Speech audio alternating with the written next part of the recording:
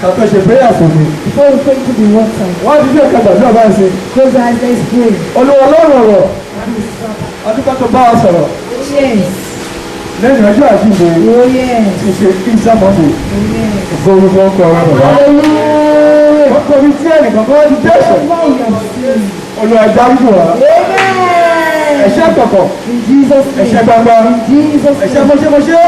Jesus' name. Adúgbò mú mi. In Jesus' name. Olúwa dáríjì wá. Amen. Ẹ ṣàánú fún wa. Ní Amen. gbogbo àgbáyé. In Jesus' name. Lórílẹ̀-èdè Nàìjíríà. In Jesus' name. Nílé ẹnìkan kan. In Jesus' Ní name. gbogbo àwọn tó wù mí báyìí. In Jesus' name. Lọ́kọ̀ Jésù ẹgbà àánú náà. Amen. Nípa ṣe tán. Oh yes. Máa mọ̀ ọ́ ṣe.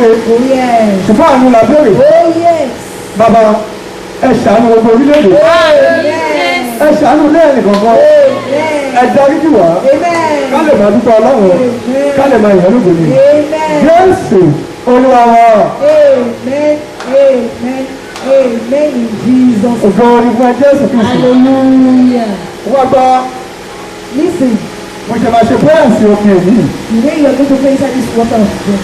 Ṣojú rí Máka Bible verse kan The man of God going to read Bible verses for us tí ọmọ yẹn bá ti ń kà fún mi. as the son is reading. Èmi náà kà jáde. The man of God is reading out too. Tí ọmọ yẹn bá ń kà, As the brother is reading, má sáré tẹ̀lé ọmọ náà. don't rush after the brother. Ṣọ́tọ́ bá ti kà fẹ́ mi.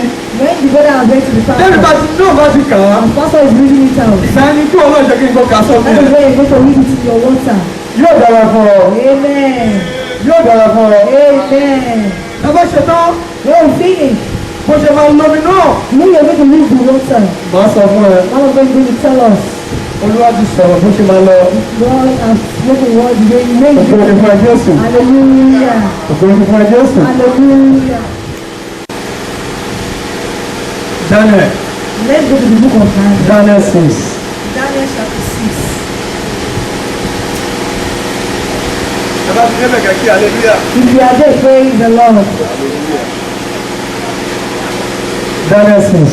Daniel chapter 6. Èmi ò tí ì débẹ̀ ọjọ́ kẹ́mi débẹ̀ o. Kẹ́mi náà lè kà hallelujah. Daniel 6:23. Daniel chapter 6 verses 23. Èmi ti débẹ̀ hallelujah. Hallelujah. Ṣé ti débẹ̀? Yes, sir. Ọlọ́run mi ti rán áńgẹ́lì rẹ̀. Daniel 6:23. Kí ló ń kà?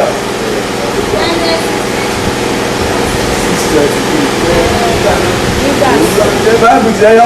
Daniel 6:23. Nígbà náà ni ọba yọ̀ gidigidi. Nígbà náà ni ọba yọ̀ gidigidi. Ó sì pàṣẹ pé Ó sì pàṣẹ pé Ó sì pàṣẹ pé kí wọn kí ó fa Dáníẹ́lì jáde kúrò nínú ihò. ó ní kó fa Daniel jáde wọn kí ó fa Dáníẹ́lì jáde kúrò nínú ìwò. kúrò nínú ihò. Ní ẹ̀fọ́ bí táyé sọ ẹ́ sí. Lọ́kọ̀ Jésù ya jáde wá. Amen. Tẹ̀síwájú náà. Bẹ́ẹ̀ ni a sì fa Dáníẹ́lì jáde Bẹ́ẹ̀ ni ẹ̀fọ́ Daniel jáde Bẹ́ẹ̀ ni a fa Dáníẹ́lì jáde kúrò nínú ihò. kúrò nínú ìwò.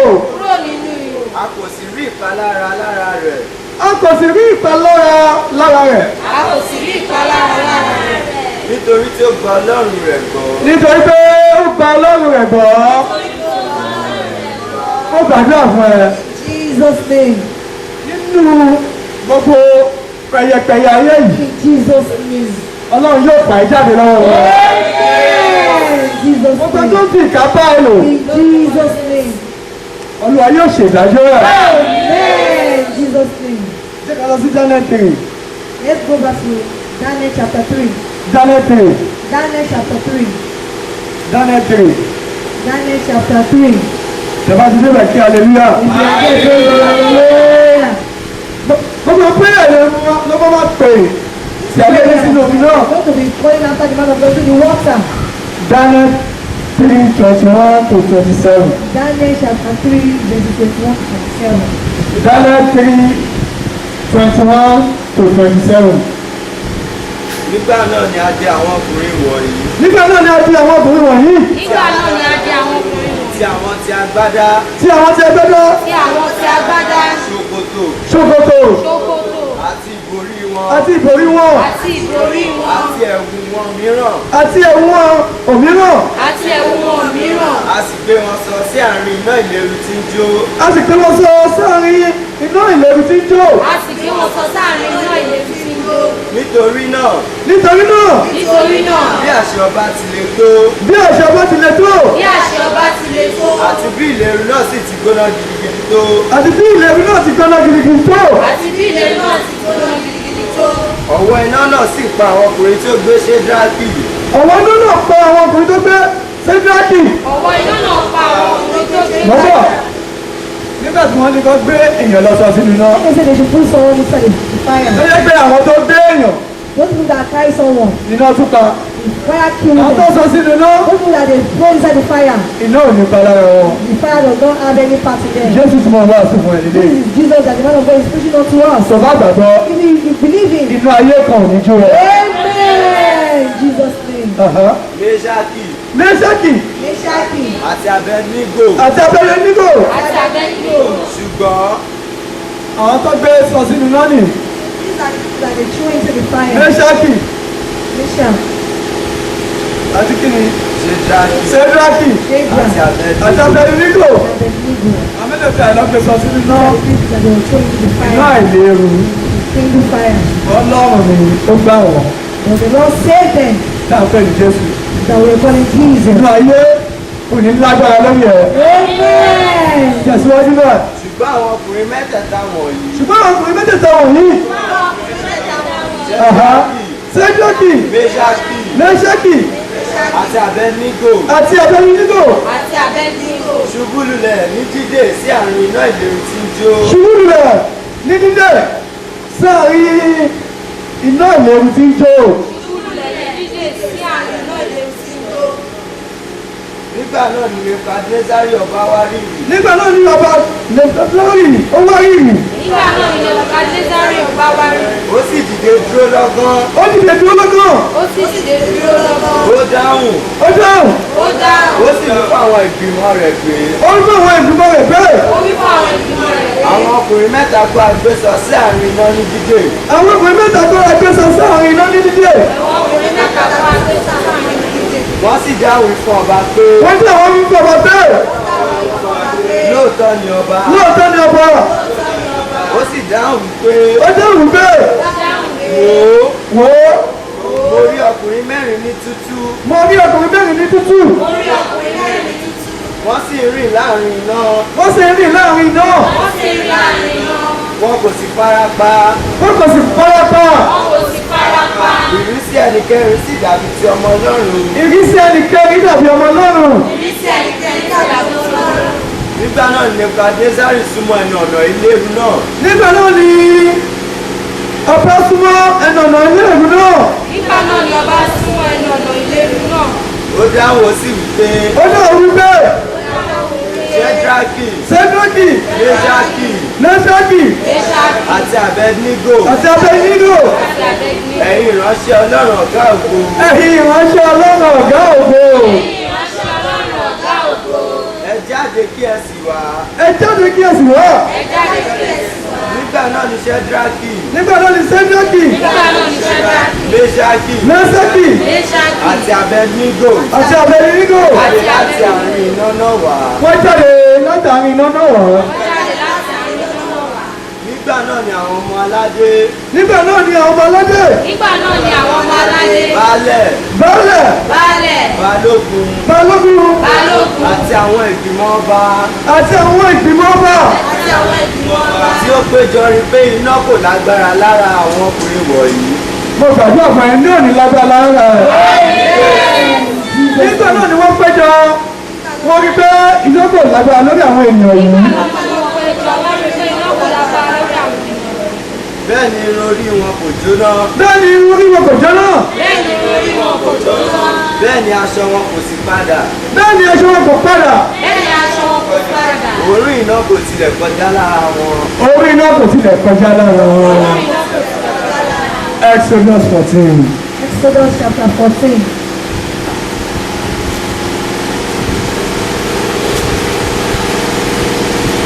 (26 to 28).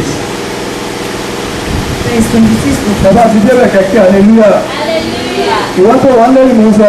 you that you are old, if you are Màá there, gbọ́ shout màá gbọ́ bíbà ẹ̀mí yóò máa sọ fún mi tó bá ti débẹ̀. Ìwọ́n tó wà lé you that you are home, ọ̀bá wà bẹ̀rù mọ̀ ẹ́. you know you're in your bedroom. Tó bá ti débẹ̀ kí hallelujah àbí tó bá wà. Hey, shout hallelujah. Exodus 14:26 to 28. Exodus chapter 14 verse 26. Olúwa sì wí fún Mósè pé Olúwa sì wí fún Mósè pé Olúwa sì wí fún Mósè pé na ọwọ́ rẹ sí ojú òkun na ọwọ́ rẹ̀ séjú òkun lọ́wọ́ rẹ̀ sójú òkun kí omi kí ó tún padà wá sórí àwọn ará Íjíbítì kí omi kó padà wá sórí àwọn ará Íjíbítì kí omi tó padà wá sórí àwọn ará Íjíbítì sórí kẹ̀kẹ́ wọn sórí kẹ̀kẹ́ wọn lórí kẹ̀kẹ́ wọn àti sórí ẹlẹ́ṣin wọn. àti sórí ẹlẹ́ṣin wọn. àti sórí ẹlẹ́ṣin wọn. Mósè sì na ọwọ́ rẹ̀ sí ojú òkun Mósè sì na ọwọ́ rẹ̀ sójú òkun. Mósè sì lọ́wọ́ rẹ̀ sí ojú òkun. òkun sì padà bọ́ sí ipò rẹ̀ Òkun padà bọ́ sí ipò rẹ̀. Òkun padà bọ́ sí ipò rẹ̀. nígbà tí ilẹ̀ mọ́ Ní ìgbà tí ilẹ̀ mọ́, Nígbà tí ilẹ̀ mọ́, àwọn ará Íjíbítì sì sáàlù àwọn ará Íjíbítì sì sáàlù. àwọn ará Íjíbítì sáàlù. Olúwa sì bì àwọn ará Íjíbítì ṣubú láàrin òkun Olúwa sì fi àwọn ará Íjíbítì ṣubú láàrin òkun. Olúwa sì bì àwọn ará Íjíbítì. Mo fẹ́ gbàdúrà fún ẹ. Ẹni tó ní òní ṣe rere. Mi ò mọ bí àmì ẹ̀jẹ̀ lè tó nílé tó wà. Mi ò mọ̀ bóyá lọ́nà ń dá iná Whether ẹ̀rẹ̀. you are cooking, leave that. Mi ò mọ̀ bóyá sì ti rúùmù lójú òkú I sí. don't know whether if you are sitting in the room Àbí wà tọkọ ẹ sọ̀rọ̀ or lọ́wọ́. you and your husband are discussing. Mo gbàdúrà fún ẹ. In Jesus' name. Ẹnikẹ́ni tó ní òní ṣe rere. In Jesus' name. Kí Olúwa kọ́kọ́ wù ú. Amen. Tẹ̀síwájú bẹ́ẹ̀. omi sì padà Omi padà. ó sì bò kẹ̀kẹ́ Ó bu kẹ̀kẹ́ àti àwọn ẹlẹ́ṣin àti àwọn ẹlẹ́ṣin Àti àwọn ẹlẹ́ṣin. àti gbogbo ogun Fáráò àti gbogbo ogun fọ́nrán. tí ó wọ inú òkun tọ̀ wọ́n lẹ́yìn lọ Ó wọ inú òkun tàwọn lẹ́yìn lọ. ọ̀kan ṣoṣo kò kù nínú wọn. Ọ̀kan ṣoṣo kò kù nínú wọn. Mo fẹ́ gbàdúrà ńlá fún ẹ. I'm going to pray a deep prayer for us. Àwọn ọ̀tá ẹ̀ tó ti rí ti pẹ́. In Jesus' name. Àjíǹde ó gbé wọn mì lẹ́nu. Lórúkọ Jésù ò tó rí wọn mọ́. In Jesus' name. Jẹ́ ká lọ sí Psalm 100.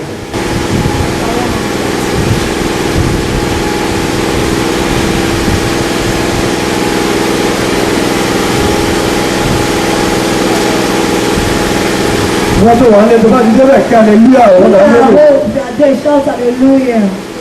Wọ́n tó wà ní ẹjọ́ bá ti débẹ̀ kí hallelujah. You that are old, if you are there, shout hallelujah. Wọ́n ní tèmi àti àwọn kwaya mi nígbà láti débẹ̀. Oh, we that we are here, we are there. Ìwọ́n já kí hallelujah ló ti wà fún We àgbọ̀ just ọ̀ṣun shout wà. hallelujah. The man of God will be here. Psalm 100. Psalm chapter 100. Man to end. From verse 1 to end. ẹ ó ìhó ayọ̀ sí Olúwa Ẹ ó ìwé ayọ̀ sí Olúwa. Ẹ ó ìwọ ayọ̀ sí Olúwa. ẹ̀yin ilẹ̀ gbogbo Ẹ̀yin ilẹ̀ gbogbo. Ẹ̀yin ilẹ̀ gbogbo. ẹ fi ayọ̀ sí Olúwa Ẹ fi ayọ̀ sí Olúwa. Ẹ fi ayọ̀ sí Olúwa. ẹ wá ti ẹ̀yin tí orí sí iwájú rẹ̀ Ẹ wá tẹ̀yìn tí orin sí iwájú rẹ̀. Ẹ wá sí ẹ̀yin torí sí iwájú rẹ̀. kí ẹ̀yin kí ó mọ̀ pé Kí ẹ gbọ́dọ̀ pé Kí ẹ̀yin tí ó mọ̀ pé Olúwa òun ni Ọlọ́run Olúwa òun ni Ọlọ́run. Olúwa òun ni Ọlọ́run. òun ni ó dá wa Òun ni ó dá wa. Òun ni ó dá wa. tirẹ̀ ni àwa Tirẹ̀ ni àwa. Tirẹ̀ ni àwa. àwa ni ènìyàn rẹ̀ Àwa ni ènìyàn rẹ̀. Àwa ni ènìyàn rẹ̀. àti àgùntàn pápá rẹ̀ Àti àgùntàn pápá rẹ̀. Àti àgùntàn pápá rẹ̀. ẹ lọ sẹ́nu ọ̀nà rẹ̀ tí ẹ̀yin ti ọpẹ́ Ẹ lọ sí ẹnu ọ̀nà rẹ̀. Ẹ lọ sí ẹnu ọ̀nà rẹ̀. Ẹ̀yin àti ọ̀pọ̀ rẹ̀ yìí. Ẹ lọ sí ẹnu ọ̀nà rẹ̀. Ẹ̀yin tí ọpẹ́. àti sí àgbàlá rẹ̀ Àti sí àgbàlá rẹ̀. Sí àgbàlá rẹ̀. tí ẹ̀yin ti yìn Tí ẹ̀yin tí yìn. Tí ẹ̀yin ti yìn.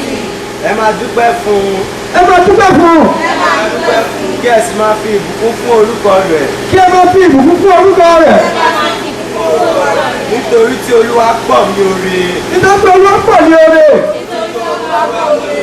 àánú rẹ̀ kò ní pẹ̀kun Àánú rẹ̀ kò ní ìpẹ̀kun. Àánú rẹ̀ kò ní pẹ̀kun. àti òtítọ́ rẹ̀ láti ìrandíran Àti òtítọ́ rẹ̀ láti ìran dé ìran. Àti òtítọ́ rẹ̀ láti Àmín.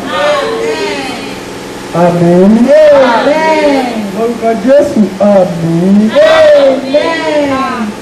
Wá bàbá ẹ̀ máa ṣomi náà. Listen to the way you're going to do the water. Gbogbo mi ta kà yìí. Where we have read now, Bí ọmọ ẹgbẹ́ kà á, as the brother is reading it, wà á ní sùúrù. you have to be patient. Kẹ́mi náà kà tẹ̀lé. Let the man of God read after him. Ìwọ náà wà á kà tẹ̀lé. You will read after the man of God. Tó bá dago mẹ́ta ọ̀sán yìí, By 3 p.m. this afternoon, a máa sẹ́ǹdì ẹ̀ sórí YouTube fún ọgbọ́n ènìyàn. we will send it to our YouTube page for everybody. Tó bá ti dago mẹ́ta ọ̀sán yìí, By 3 p.m. this afternoon, a sẹ́ǹdì ẹ̀ sí gbogbo èèyàn. we will send it to everybody. Níbi omi yìí, From this water, wà á gbé omi ẹ̀ dání. you bring out the water. Wà á ṣí omi náà. You open the water. Má ṣe gbàdúrà ìsìn délẹ̀. As we pray inside this water, Ìwọ náà wà á pè é. you need to cover it. Máa tó lọ́rùn sọ, Hear what the Lord said. kì í ṣe gbogbo èèyàn. It's not everybody. Bọ̀tà àwọn tó bá fẹ́ bọ́ nínú àjàgà The náà. one that want to be released from the yoke. Ẹlòmí lè complain mọ́ ẹ pé àgbẹ̀ ló máa ṣe kí fóònù ńlá. The one who will complain that when we don't see the big phone, Ó lè jọ kókó má ṣe é. you might see they're not doing it. Kì í ṣe gbogbo èèyàn. It's not for everybody. Kì í ṣe gbogbo èèyàn. It's not for everybody. Tó bá wọ Jésù Olúwa wa gan, If you look at Jesus Christ, òun gan rí ìrora you see a pain kó tó rí òkò. before you see glory. O ní ìṣòro ọlọ́jọ́ méje nílé ẹ̀. You want 7 days night within your house. Ìṣòro ọlọ́jọ́ méje 7 days night within o ní nílé ẹ̀ báyìí. your house. Ṣọ́ọ́tì rí Simon Ẹ̀lí Today Simon, ní aago méjìlá. by 12 a.m., Wàá ṣí fóònù ẹ sí YouTube. you open your phone to Mo lè lè YouTube. download ẹ̀. You might download it Tó bá dìde láti alẹ́ ìlọ from this midnight ní aago méjìlá. by 12 a.m. Gbogbo sọ́mà ẹ̀ ló máa gbọ́. All the Simon, you listen to it. Gbogbo àdúrà ẹ̀ ló máa gbọ́. All the prayer, you listen to it. Ṣọ́ọ́rí tó bá ti débi tí Jésù sọ pé ẹ lọ sí gbogbo ayé. When you get to where Jesus said, like, go to the whole world, Nínú omi ẹ̀, the water, wàá bu glass cup kan. you take 1 glass cup of water, Wàá dààmú bẹ́ẹ̀. you drink it like Kò that. tó dààmú. Before you drink it, Pè Jésù lẹ́ẹ̀mejì. call Lord Jesus Christ 3 Then times, dààmú bẹ́ẹ̀. then drink it like that. Gba gbogbo lẹ́ṣọ̀ tó kù. Hear the remaining lectures. Tó bá ti ṣe bẹ́ẹ̀ tán, As you have done that, gbàdúrà díẹ̀ kó lọ sùn. pray a little and go and sleep. Ọjọ́ méje lórí láti fi ṣe bẹ́ẹ̀. You do that for 7 days. Wàá ṣe bẹ́ẹ̀ fún àwọn ọmọ ẹ̀ náà. You do that for your children. Jẹ́ kí àwọn náà mú nínú omi náà. Let them drink out of the Kí water. àwọn ọmọ ẹ̀ Wake them up. kẹjọ gbàdúrà náà. Pray together. Kẹjọ gbọ́ lẹ́kṣọ̀ náà. Listen to the lecture together. Kẹjọ gbọ́ lẹ́kṣọ̀ náà. Listen to the lecture together. Mo wí fún ẹ báyìí. Man of God has spoken. Kì í ṣe gbogbo èèyàn. It's not for everybody. Ìyá náà fẹ́ gbéga. And we don't want to give Ẹni tó them. bá lè ṣe é ni. You can do it. Jésù Olúwa gan. Jesus our Ó Lord. ní ìrora. You see a pain. Kó tó rí òkú. For you see glory. Wọ́n sọ fún ẹ lẹ́nìí. Man of God is telling us now. Ọjọ́ méje ló ní For 7 days. láti fi gbàdúrà náà. So pray this prayer. Lẹ́jọ́ ìlú máa gbọ́ gẹ́gẹ́ bí àdúrà ẹ. This lecture you will do it and you listen to it as a prayer. Ọba ti dédé lọ sí gbogbo ayé. When you get to go to the whole world, Ọlọ́wọ́ sí ìrere. preach the gospel. Gbé omi ẹ. Carry your water. Kọ́ọ̀bù sínú kọ́ọ̀bù. Pour inside your cup. Pè Jésù lẹ́ẹ̀mejì. Call on Jesus Christ 3 times. Dànù. Pè Jésù lẹ́ẹ̀mejì. Call on Jesus Christ 7 times. Dànù. And drink it.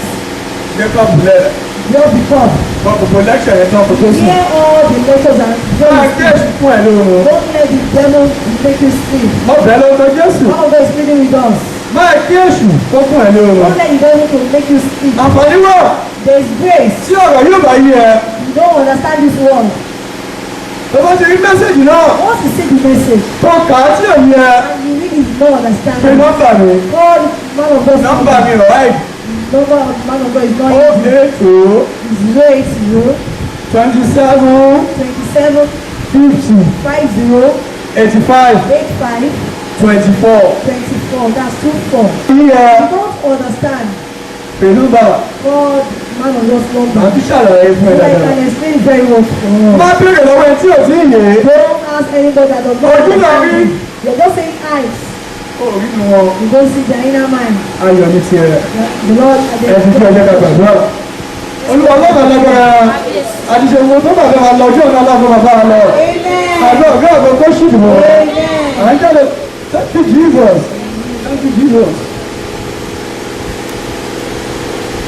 Gbọ́dọ̀ kan sí. Here once again. Ó ní lẹ́kṣọ̀ yẹn Say that lecture ó ní àdúrà fún ọjọ́ méje.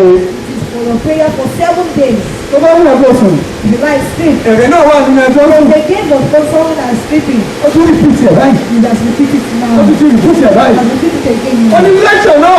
That lecture Ó ní àdúrà tó fẹ́ gbà lónìí. was the prayer of that midnight.